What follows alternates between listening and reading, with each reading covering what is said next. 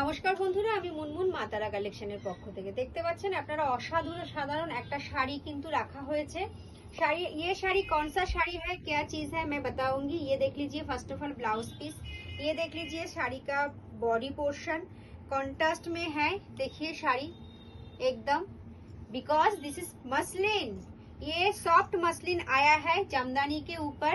इस साल पूजा में जो बॉर्डर एंड ब्लाउज पीस अलग अलग है, इसके साथ पल्ला अलग है एंड बॉडी आप लोगों को फुल्ली मिल जाएगा व्हाइट के ऊपर। ये गया है पर्पल, ये देख लीजिए येलो, बसंती येलो के साथ। जिसको जो कलर पसंद है स्क्रीनशॉट लेके व्हाट्सएप में आ जाइए।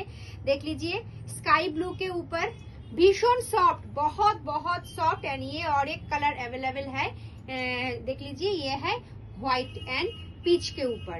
तो आप लोगों को जिसको जो कलर पसंद है स्क्रीनशॉट लेके व्हाट्सएप में आ जाइए। मेरा शॉप, मेरा आउटलेट, আমার দোকান বারাসাতে হৃদয়পুর স্টেশন মা তারা কালেকশন।